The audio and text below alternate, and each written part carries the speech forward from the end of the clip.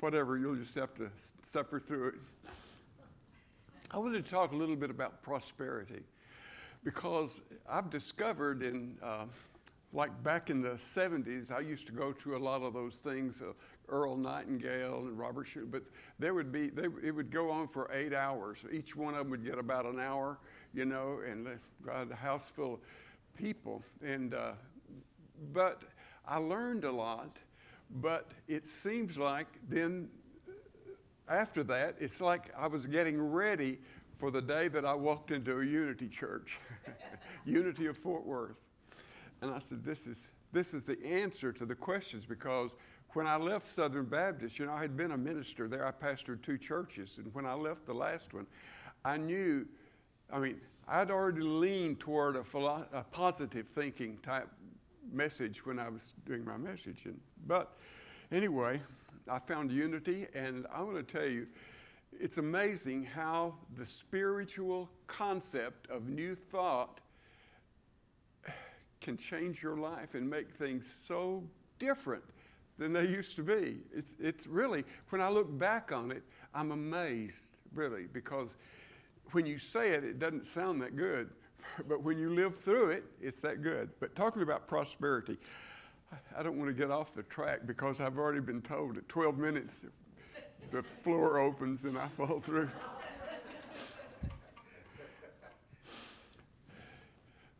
A lot of people thinking about prosperity think of it only in times, in the idea of having lots of money.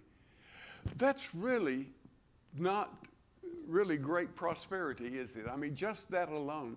But think about it. I've got a list of things that I think, if you had a moment, you can raise your hand and tell me what your idea is. But I'm going to share mine with you first. But I've called it spirituality. That's a type of prosperity. And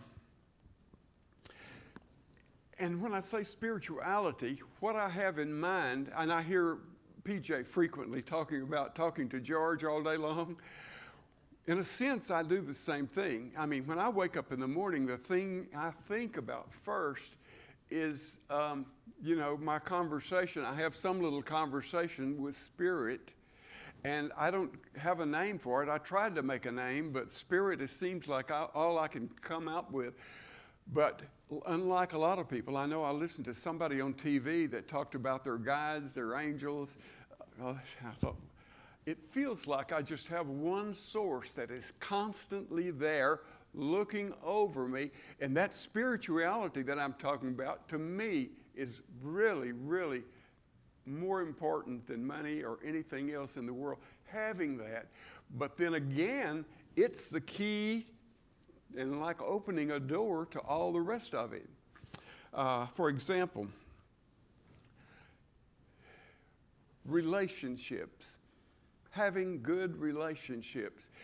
And this, in a sense, I talk about starting in New Thought with the Unity of Fort Worth, but anyway, I've discovered that as time, and it's not like it all falls on you in one day. And the other thing I wanted to say about it is that life, even in spirituality, has some bumps and some difficulties, a few hardships on the way. We would be so weak if we had never experienced how to overcome a difficulty. Do you see what I mean? I mean, it's, but in relationships, it's so important. And I've had, in that respect, such a good life in that I happen to have 4 stepchildren that I'm dad. It's no longer like being a stepdad. It's like they have become part of my life, and I love them. They love me. They treat me wonderfully, And it's just the idea that spiritual pathway and the prayer and that answered prayer that they would come to know me and like me. In the beginning, it wasn't that way 44 years ago. We had a little difficulty. But having the right partner for me has been everything. And I couldn't go into it and tell you because it would be never ending of what a happy life I've had as far as just a relationship. Then I'm giving you the next thing, and I'm trying to think what prosperity would be without good health. Imagine that. If you were sick all the time, it wouldn't matter how much money that you had. But then the other thing is money and finances. It seems like in religion, there should be nothing about that. But I want to tell you, when your bills are due, there's something about that, isn't there? There's something about those people that if you owe money, they get sort of funny about that. So in a way, then, that's really a part of it. But in spirituality, working in spirituality and the type of prosperity that I'm talking about, there is plenty of everything. It seems to be that as you get into it, and it may not come suddenly. That's another thing. I think a lot of people, when they're pursuing something and want to have abundance, okay, they get discouraged. If they get a little ways into it and it didn't work just as they thought, sometimes things take a little longer. And I think that that's a little test of how sincere we are in a way, don't you think, that of how dedicated we are to it is if we don't give up just because of a trouble that came up. Okay? I wanted to just, another comment, to me it relates to this, but it's the words of Jesus. I hope it's okay for me to, to use that, but here's what he said. And to me, this is about prosperity, but you can take it as you like. I have come that you might have life and have it more abundantly. Now think about that. Do you know, he could have said, I've come to save your nasty little souls from going to hell. He could have said that. But he didn't, did he? But he chose a different route. I think, to me, the New Thought idea and all of the ideas that we have sort of lean back on his teachings. He's the master teacher. And I know Millard Fillmore, that's a president, no. Charles Fillmore, okay. He quoted nearly every page of his books, which I have all of them, I think. He quoted the words of Jesus. And also in the Bible, if something was appropriate, well, and it didn't mean that he centered his life on all of those things because there's so many variances. But the variances, I'll take a second to just make an idea or give you an idea of what I think. I think sometimes, like in a philosophy of life, or in this case, Christian religion, it went a different direction. But if we think that's bad, maybe we should stop and think that that's all civilization could handle at that time. And then as time has progressed, other things come out, other things develop. Catholicism from 325 on became sort of the way that people thought was the only way, but it wasn't the only way. But spirituality and recognize that God is within you and that every particle of your body is just simply God. There's the expression that somebody said, I am God.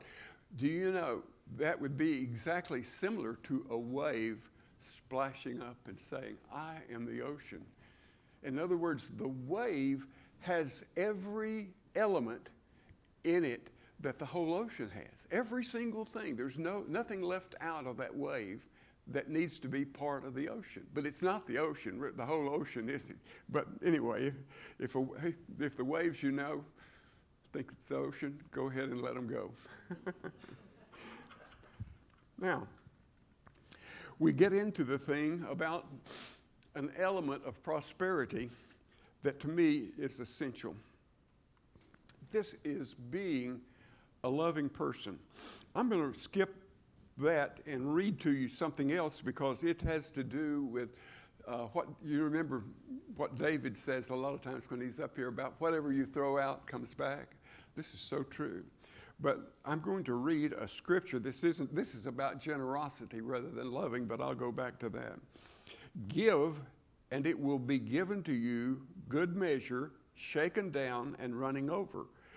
They will pour into your arms, for with the measure that you measure, it will be measured to you. In other words, putting out, that's part of giving and generosity. But the same thing applies to love, which I started to mention. This is an element that if you realize, like there are people in the world that you feel like are really mean or really doing the wrong thing or really evil or whatever. But I want to tell you, every cell of their body is the God energy. So they may be misusing it, but to take, for example, someone of another race, another language, another nation, and disliking them, it's not them that you're disliking.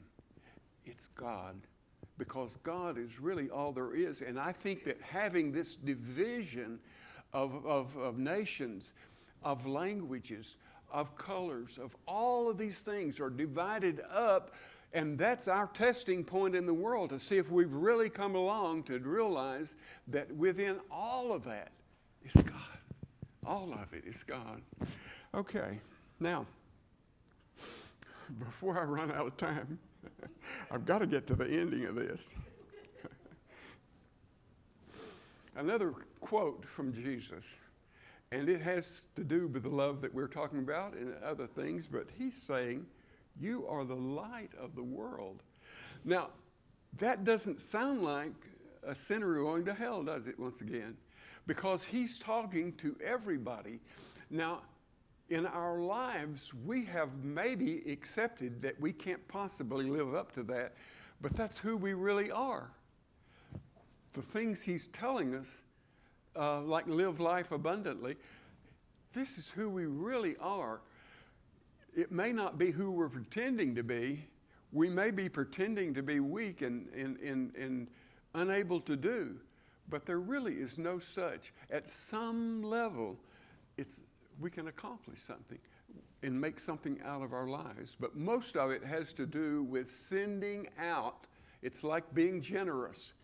Important, oh, so important. Loving, being kind and loving. This is so important. Without it, there really is never the ultimate spiritual life that we're hoping for and the prosperity that we would really like to enjoy, because that adds something to our life if we just, like in walking through a grocery store, feel love for those people we pass. That's a way of life. And the other thing I wanted to talk about just for a second here is celebrating life and making your life a celebration. Did you know that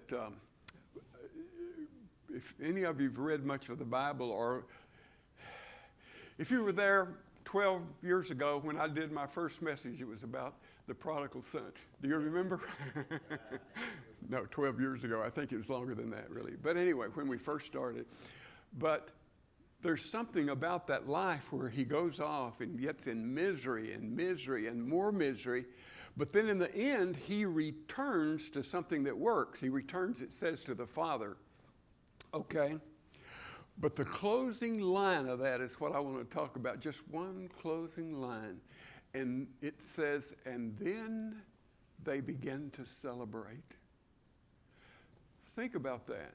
Life really is, and we have the tools to do it within us. We may not be using them, but the tools are there, laying there, and maybe partly in the invisible world, but they're there, and we can make life such a thing. One other thing that I wanted to mention. Do any of you remember Henry, who used to come to our church? Yeah. I want to tell you an unusual thing about him. When he gave a gift, it was something always unique. I mean, or something he had picked up. And we have a lamp that he gave us, and that lamp was handmade in Mexico. And this, lamp, I was looking at it one day, and it's a little off center. And I'm thinking, there's a little flaw in that. But then I began to think further into it, and I'm saying that flaw, in a sense, was the art of the human element. It was made by hand, and that has been precious to me ever since. When you walk in our door, that's the first thing you see is that lamp. Because I realized that the flaw didn't defeat it, neither in any of us. It would be terrible for all of us to be perfect. I don't think I could stand you.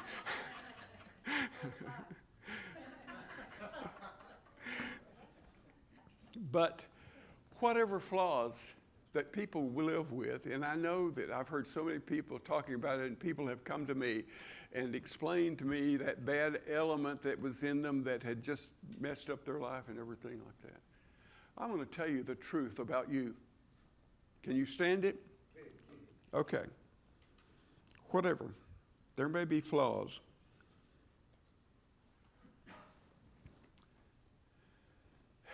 You are now, and you will always be, a fascinating piece of the art of God. That's who you are. Thank you.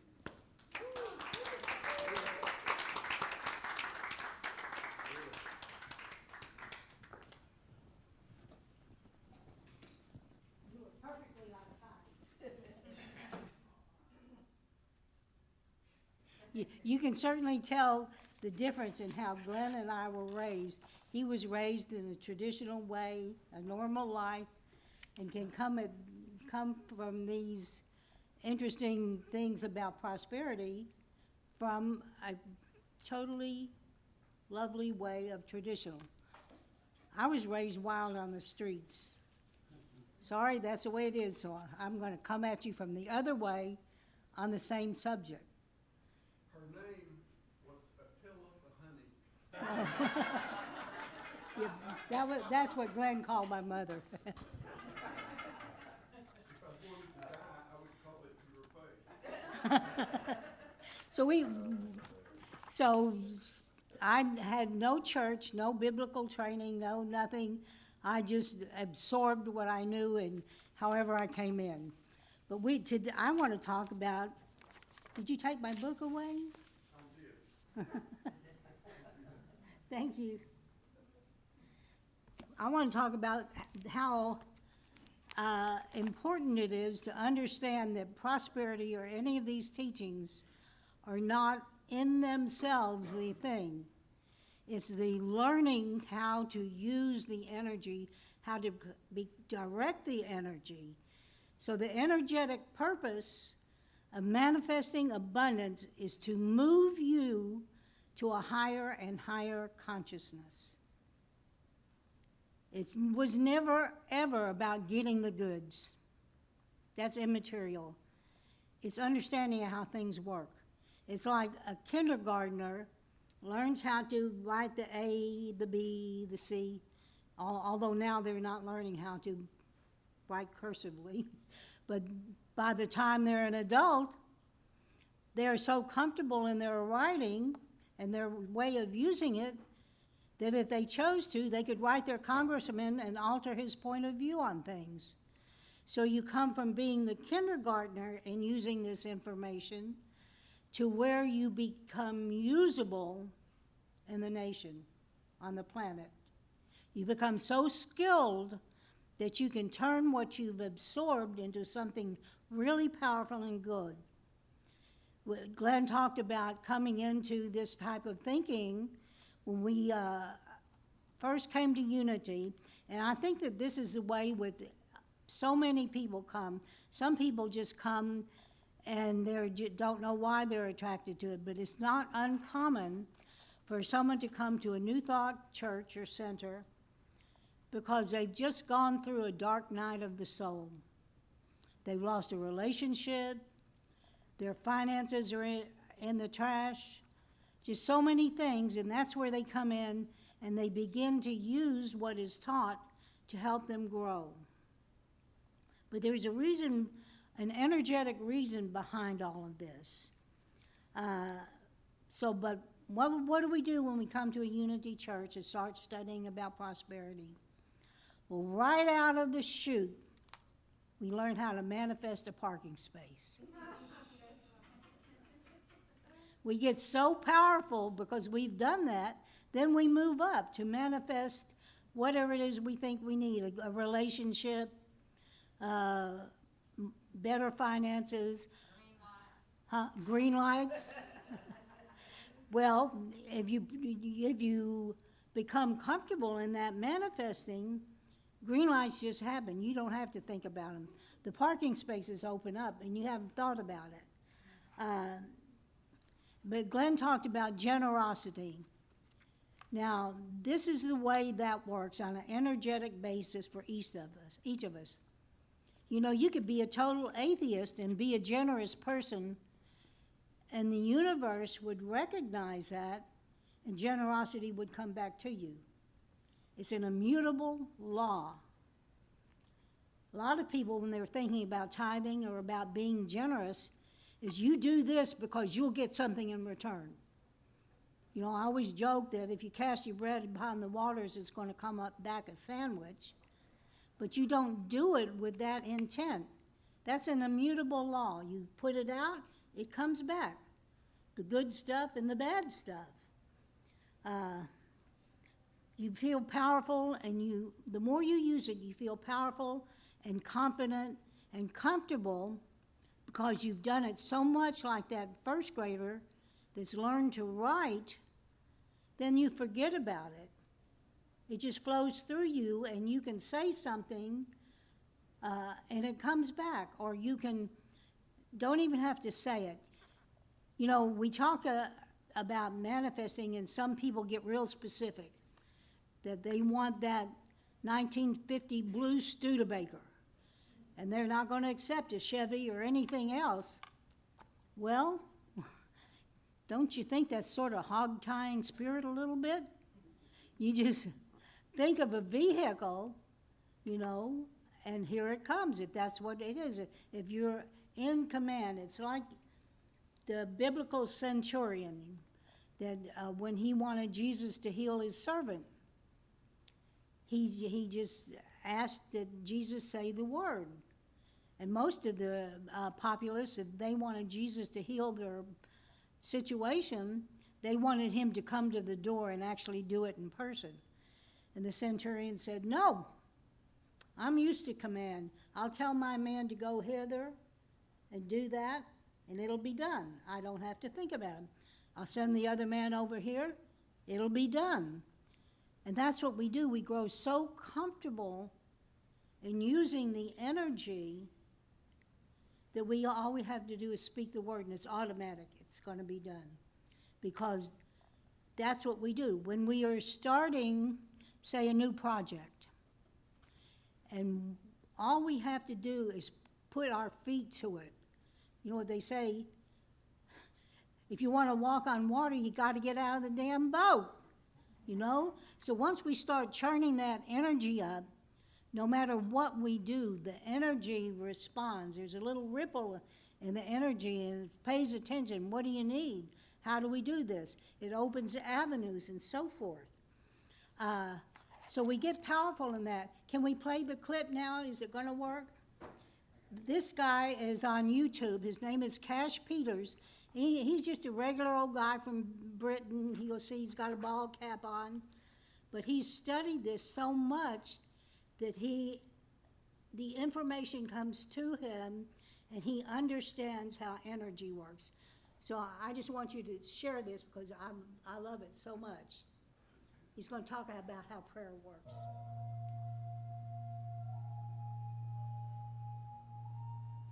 It seems that wherever you go in France, whether it's a town or a village or a city, sorry, I'm out of breath, I just walked through a huge flight of stairs, but wherever you go, the skyline is a forest of spires and towers from castles and churches, cathedrals and so on. Look, there's another one over there. Where's it? There. They're everywhere. And I thought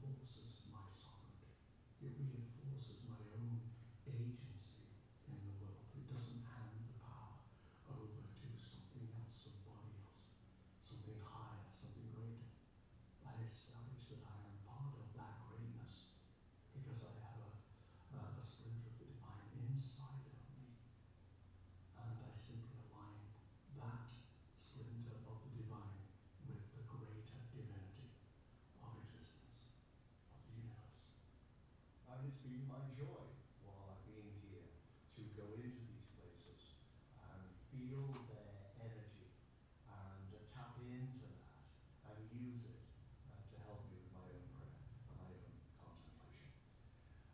That's it. Thank you very much for watching. I'll see you again soon. Bye-bye. I love this guy. But this is what he's talking about, is when we are thinking about prosperity, to align ourselves. So anyway, I'm getting the wind-up sign here. This is what we hope to do, to become, as I'm sure when he started out, he wasn't using all of this, but now he's become so effective that he's sharing his wisdom with millions of people on YouTube. And he's just the most down-to-earth person, but I appreciate him as a mystic. PJ talks about the action steps, so I have some. But you understand, though, I want you to understand that it is not about getting the goods, it's about learning to use the energy, okay? But these are the action steps. Follow your inner guidance regarding what ignites your passion. Push your limits to the edge of your comfort zone. And so PJ talked about just getting rid of her car because she knew a car was going to come, and it did. Well, don't you know, giving that car up and being on foot was the end of her comfort zone. So we have to develop that confidence in what we're doing and how the energy works, that we know God's going to answer this. It can't help. God will answer it, but you have to be willing to get out of the boat. You have to know or assume, because of what you've seen through all your growth, that there will be an outcome. It may not be the outcome you visualize, but it's the outcome that overrides your earthly awareness. So if you want a specific outcome, don't visualize the result that you think should be. Just create a symbol. Like if you want your business to thrive, you might create a symbol, dollar bills as a symbol, but make it a symbol rather than hog-tying spirit with a specific. I mean, it's okay to know that you might want that 1950 Studebaker, but just, Father, Mother, God, your wisdom is greater than mine. So I need wheels. And keep yourself in a positive state. It's easier for the energy to be used to flow to you and through you if you are being positive and not doing anything that's negative. Each of us have different sets of negatives. And the last one is grow out of what I want. That's a limited ego governing you. That's like saying, I want that Studebaker rather than I need wheels. PJ talks about knowing your core beliefs. That's really important. So you reinforce that, your core beliefs, by imagining, what do I need to express this passion that I have for whatever it is. It's different with each of us. I am a bit of an artist, so I have a passion to know how the alcohol ink works, which doesn't matter. But, I got to get out there and buy that bottle of alcohol ink. But just know that spirit knows you better than this physical limited body knows itself. The reason that we're here is to express what we know and what we're learning and become so skilled, like Cash Peters, that he can share his wisdom. So you can share whatever your passion is. Begin to be aware if your heart and your mind are having the same goals and become synchronistic with one purpose.